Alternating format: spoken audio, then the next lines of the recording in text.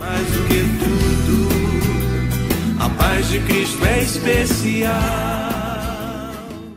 A graça e a paz. Que bom poder estar aqui com você. Que bom poder refletir na palavra de Deus com você.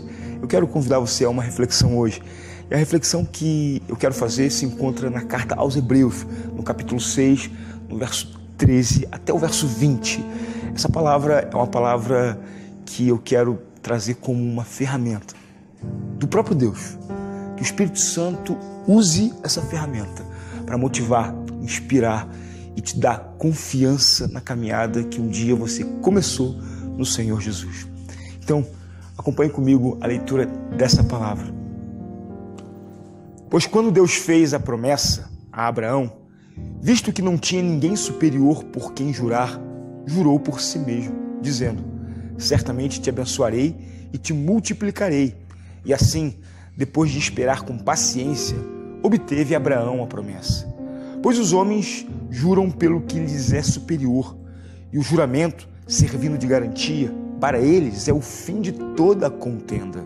Por isso, Deus, quando quis mostrar mais firmemente aos herdeiros da promessa a imutabilidade do seu propósito, se interpôs com o juramento, para que, mediante duas coisas imutáveis, nas quais é impossível que Deus minta, forte alento tenhamos nós, que já corremos para o refúgio, a fim de lançar mão da esperança proposta, a qual temos por âncora da alma, segura e firme, e que penetra além do véu, onde Jesus como precursor entrou por nós, tendo se tornado sumo sacerdote para sempre, segundo a ordem de Melquisedeque. Amém. Que Deus possa abençoar você com essa palavra, que Deus traga luz à tua mente, mas também que traga fogo ao teu coração. Fogo no sentido de não deixar esfriar a promessa de Deus para você. Fogo no sentido de não deixar se apagar a luz, que faz com que você possa enxergar não o que alguns dizem que Deus tem para você, não o que você acha que Deus tem para você, mas verdadeiramente, de fato, aquilo que Deus tem para você. Amém? Então, vamos olhar para esse texto, vamos compartilhar aqui um pouquinho da palavra de Deus e pedir ao Senhor que realmente abençoe a nossa vida agora. Amém? A carta aos Hebreus é uma carta que, a princípio, possui muitos obstáculos de compreensão. A carta aos Hebreus, ela é uma carta escrita, como o próprio nome diz, para os hebreus. Então existe uma linguagem aqui, além da cronologia que está posta há 2000 anos atrás, existe também umas questões culturais que, para nós que somos do Ocidente e vivemos 2000 anos depois da existência daquela cultura, temos muitas dificuldades de compreender. Temos dificuldades de alcançar a profundidade e a clareza de algumas coisas que o autor fala para uma determinada comunidade. Talvez você possa até achar que essa carta não tem nada a ver com você, que ela não tenha relação com a sua vida e nem tampouco com as suas necessidades. Mas quando nós começamos a discorrer, nós vamos perceber que essa carta ela é absolutamente urgente e contemporânea. Ainda mais, percebemos que essa carta ela possui uma mensagem verdadeiramente aplicada para as condições e para as realidades que nós vivemos hoje, né? Eu na minha vida, você na sua vida, eu lá na minha igreja, na minha família, você na sua igreja, na sua família, onde quer que você esteja, nos seus relacionamentos de trabalho, todos nós vamos estar sujeitos a algumas coisas que são relatadas aqui. Então eu quero tentar te ajudar a transbordar para a nossa cultura, para a nossa linguagem, para a nossa realidade, aquilo que está de uma maneira preciosa depositado na carta aos Hebreus. Então, perceba comigo o que esse texto começa dizendo sobre algo que Deus faz, né? O texto começa dizendo que Deus fez a promessa a Abraão, visto que não tinha ninguém superior para quem se jurar, ele jurou por si mesmo, né? Quando Deus faz a promessa para Abraão, Deus entrega essa promessa com um elemento referencial. Esse elemento referencial é o juramento. Naquela época, os juramentos eles serviam como garantia. né? E o juramento de um homem era algo posto em grande credibilidade. Naquela época, quando um homem jurava por algo superior a ele, essa palavra ela era imutável. Essa palavra ela era tida como verdadeira, né? Não se desconfiava, não se duvidava. É muito verdade que nos nossos dias a ideia de um juramento perdeu absolutamente o seu senso de confiança, uma vez que homens mentem de maneira natural, né, com as caras mais lavadas desse mundo. Nós vemos na televisão pessoas dizendo e desdizendo, mentindo e desmentindo com a maior naturalidade, né? Eu acho que a mentira se tornou parte inseparável da essência humana, né? E o seu pai, né, o pai da mentira, orquestra tudo isso com maestria em meio à nossa sociedade. Mas naquela época um juramento era algo muito sério. Não que Deus precisasse fazer o juramento, né? Mas ele queria usar essa figura de linguagem para trabalhar na vida de Abraão, para que Abraão cresce, que a promessa que Deus estava fazendo para ele era uma promessa verdadeira que não falharia. Sabe, eu não sei, você que está me ouvindo agora, na minha época de criança, eu me lembro que o juramento ele tinha um efeito positivo, né? Eu me lembro, e às vezes eu rio quando me lembro que quando éramos crianças, quando nós queríamos convencer alguém do que aquilo que nós estávamos falando era verdade, nós dizíamos assim, juro por Deus, né? Em alguns momentos dramáticos desse juramento, quando nós tínhamos uma urgência em convencer a pessoa que nós estávamos falando com ela de que o que dizíamos era verdade, nós às vezes usávamos uma expressão assim meio dramática, mas engraçada, que era, eu juro pela minha mãe mortinha atrás da porta. Se você lembra disso é porque você já está ficando um pouco amadurecido ou já está ficando velho, né? Porque era assim que nós falávamos quando nós éramos crianças, né? Ou seja, e normalmente quando nós usávamos esse tipo de juramento, as pessoas que ouviam normalmente passavam a então dar um certo crédito, porque nós juramos pela nossa mãe mortinha atrás da porta, né?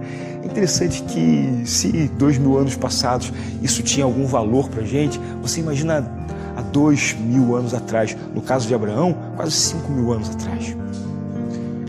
Então Deus vem e faz um juramento, mas não havia alguém maior que ele para que ele pudesse se fiar.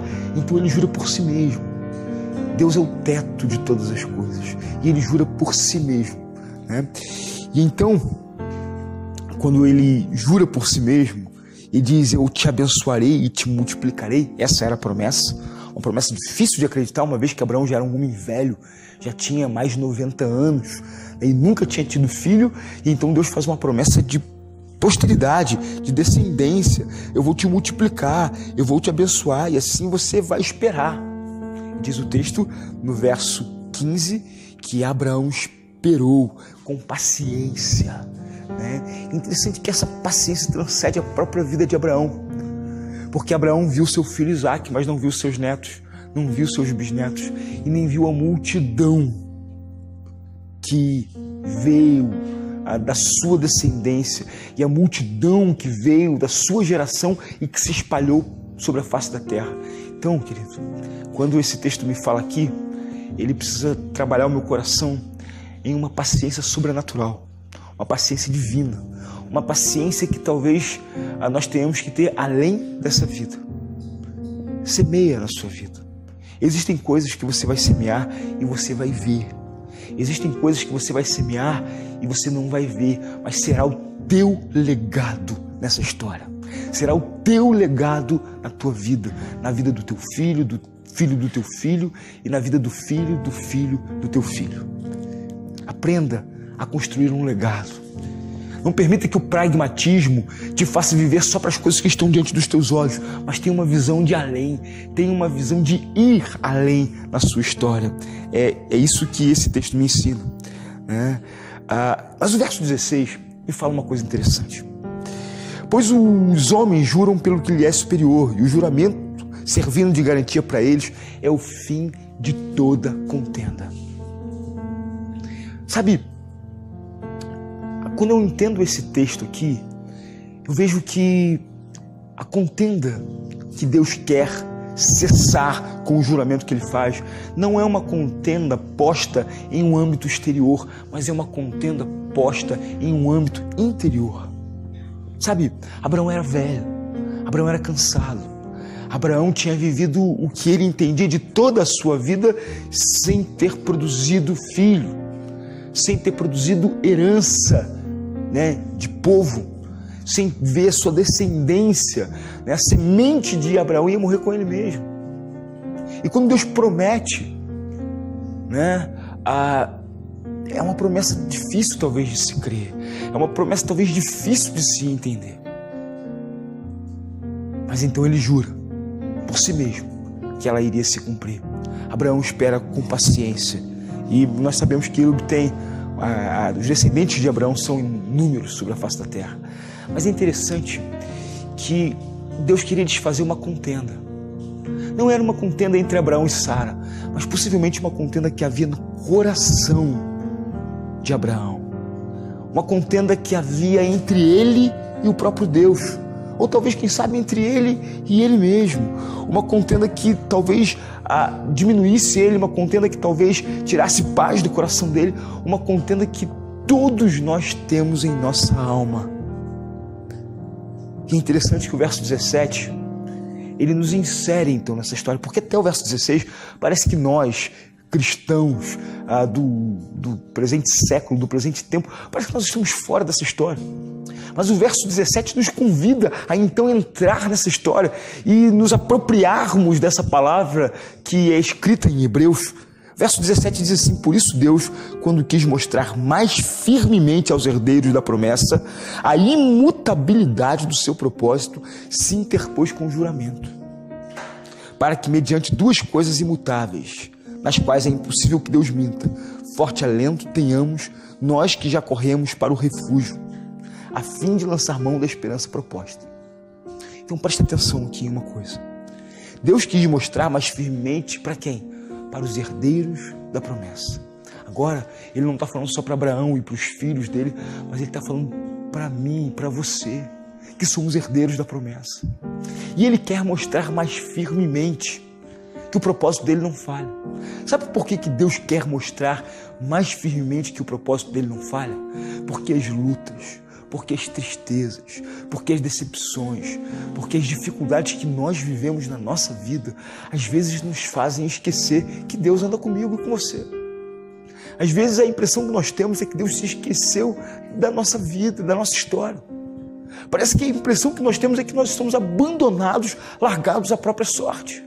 E Deus diz assim: eu quero mostrar firmemente que a minha promessa de salvação para você, de vitória, talvez além da vida, para você se mantém firme. Então, o verso 19 diz que a qual nós temos por âncora da nossa alma, segura e firme, que penetra além do véu. Que âncora é essa? Essa âncora é a esperança que nós temos em Jesus. A âncora é um elemento importante no cristianismo, talvez um dos símbolos mais antigos do cristianismo. A âncora, ela é um objeto que vai dentro do barco, mas é jogado na água para que o barco possa parar e ter estabilidade. A esperança, ela é a estabilidade da nossa vida. Jesus é a estabilidade da nossa vida. Mesmo quando estamos em meio a um mar revolto que é a nossa vida, mesmo quando estamos passando por grandes dificuldades, precisamos lançar mão dessa âncora. Precisamos lançar mão dessa esperança que traz firmeza, estabilidade e segurança para o barco da nossa vida. Essa âncora é a palavra de Deus. Essa âncora é a tua fé em Cristo Jesus. Ele é a âncora da sua vida. Ele é a âncora que penetra além do véu. Sabe, saber que Ele está com você precisa necessariamente trazer paz ao teu coração, coragem para a tua vida, esperança para o teu coração. E a palavra de Deus diz que Ele é a nossa âncora, a qual temos na nossa alma. Sabe, não é uma âncora física, é uma âncora de alma. Sabe por que nós precisamos para uma âncora para a nossa alma? Porque lá atrás o texto disse que Ele se jura por si mesmo. Ele jura pela sua própria existência para desfazer a contenda, uma contenda que há na alma. Eu tenho uma contenda na minha alma. Você que está me ouvindo agora tem uma contenda na sua alma. A guerra dentro de você. Eu não sei qual é a razão pela qual há guerra. Eu não sei por que há contenda dentro de você. Mas pela natureza do homem eu sei que nós temos a nossa contenda. E essa contenda gera instabilidade. E a esperança que nós temos em Cristo Jesus, ela é âncora, que acalma, que controla, que traz segurança e firmeza para o barco da sua vida. A âncora é na alma, para desfazer a contenda que há na alma. Querido, você que tem contenda na sua alma, permita que a paz de Cristo entre na sua vida e seja essa âncora estabilizadora na sua caminhada. Conheça mais da palavra de Deus. Busque conhecer mais o Deus da palavra. E viva uma vida que, independente do clima, independente do mar que você esteja, o seu barco sempre estará seguramente navegando. Que Deus abençoe você. Que Deus abençoe a sua casa. Que Deus abençoe a sua família. Tenha uma ótima semana. Graça e paz. De coração, irmão, quero te declarar a paz que vem de Jesus, que vale muito, muito mais do que ouro ou outro metal, mais do que tudo, a paz de Cristo é especial.